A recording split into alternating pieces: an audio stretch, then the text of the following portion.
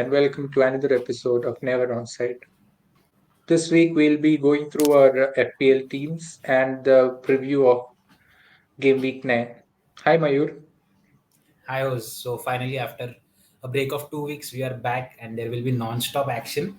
So looking forward to it fantasy-wise as well. Hopefully, there are not Yeah, many injuries yeah, in the teams. definitely we are excited for what is up ahead. Especially if you see the fixtures, there are some juicy fixtures which will for sure give us some fun time ahead. I'm sure. Like the first match itself is Arsenal Spurs.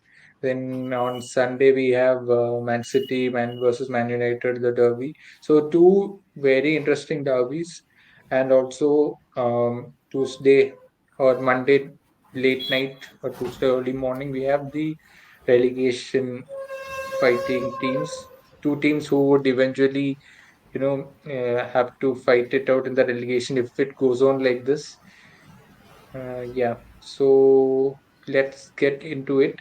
So, what do you think, Mayur? Like, which are the fixtures to target in this game week? Yes. So probably Newcastle Fulham is a fixture.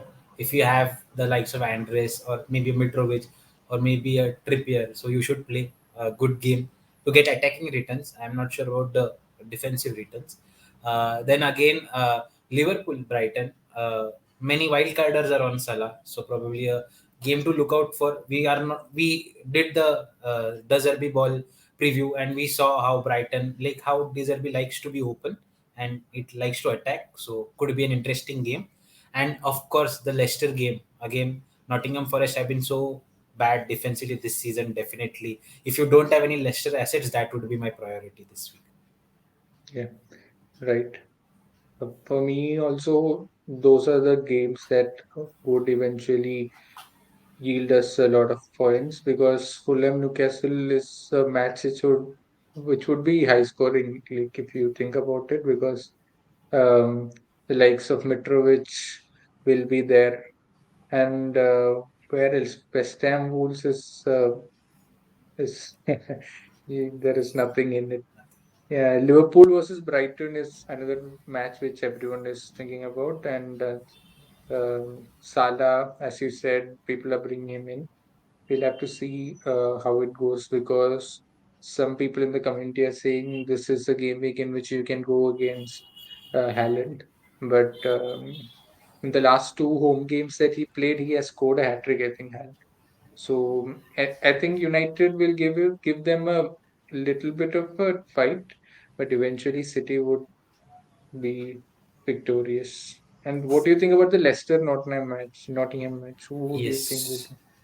So I see Leicester scoring a lot of goals. That's why on my wildcard I made it a sure thing that Madison was a priority because I saw these four fixtures for Leicester where they could get good returns. So definitely he is one. Justin is another one who was very good the season like past the 19 like the COVID one 2021, right? For that season Justin was very good. So before his injury, so again someone you have to look for. And maybe if Vardy is playing, he could also score goals if he's fit. I'm not sure about his fitness.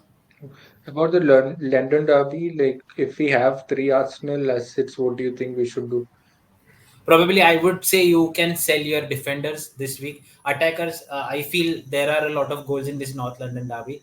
Like if you have Saka, Jesus, Martinelli, and if you have some other problems as well in your team, so I would keep them and rather focus on the other problems and go for maybe a Madison or maybe someone like that area in that areas rather than them. But if you have defensive Arsenal players, I would like to move on from them.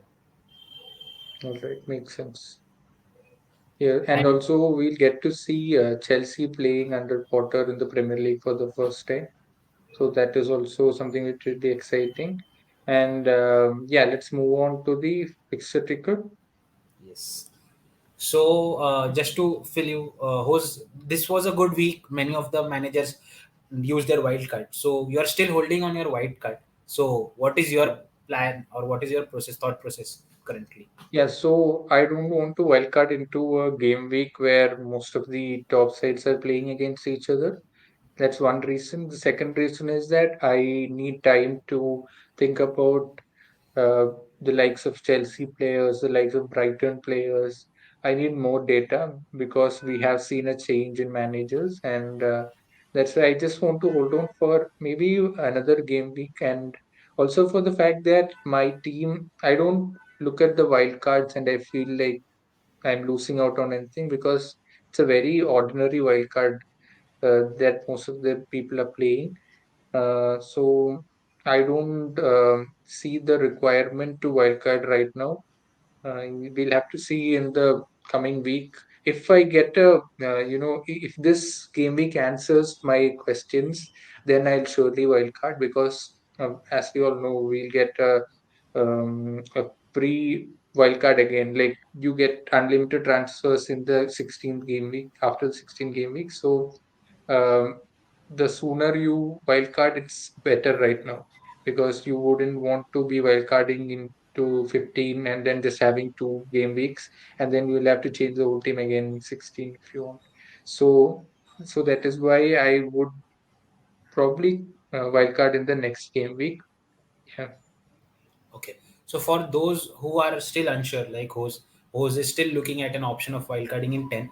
So these are the two major fixture swings which were going to happen in the calendar. So the ninth game week fixture swing, which is already happening now. So a lot of big teams are playing against each other of the with the likes of Liverpool, Arsenal, United, City. So just out of them, Chelsea has a good run of fixtures in this next four.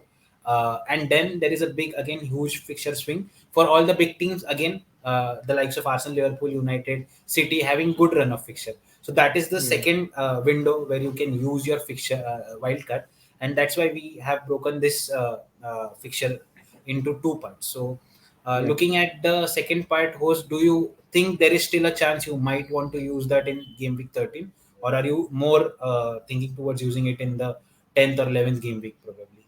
I think I would go in the 10th and 11th game week more than waiting till 13th, but it's something which I'll have to see. I would wildcard only if I see something that I'm missing out on. Until and unless that happens, then I'm not going to wildcard because if you look at the last game week 8 wildcarders, you would see that they don't have Liverpool players. Now, game week 9 wildcarders, after just one game week updated, people are switching to Salah and Trent because they are also differentials. So basically, I'm not going to do that. I'm going to wait it out and see like someone like a Son performing better, someone like a Sterling performing consistently. The likes of the Brighton players, what are they going to do? Trossard is an interesting player which I have right now. So also Madison, I've got him in this game week. So I want to see what is going to happen like in the coming game week. And then if I see that the Leicester players, if they are not scoring against someone like Nottingham Forest, then I don't want to have uh, those players in my team again. So I'll wildcard them out. And Saha also has great fixtures coming in after this game week. So I wouldn't want to get Saha in for this game week in a wild card. So that's why I would go for next game week, or then it would be 13th. The next option would be 13th, I'm sure. Yeah. Also, just to finish this off, any plans about how you are going to tackle the blank game week 12 for Manchester City and Arsenal? Any plans as of now? You, whether you are willing to sell all your assets, or whether you will be thinking about it when you're on wild card, how are you going to tackle it through it? Yeah, so I have put my foot on both the boards right now. So basically, I have made a transfer this week, which would aid me to get out my Arsenal players slowly before the blank. Or if I wildcard next week, I can think about it then. So both ways is viable for me right now. Yeah, as we move into the teams, I'll show you what I've done. So yeah, Yes. So then let's move on to our team. yeah, This is our team.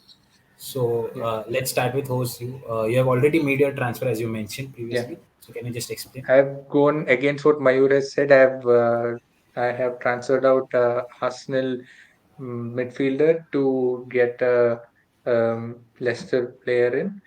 Madison is someone you can't miss out because the people who wildcarded in game week 8 and 9 have got him in, and he's one of the must-have players according to the community. So I don't want to miss out on that. So I've covered that part.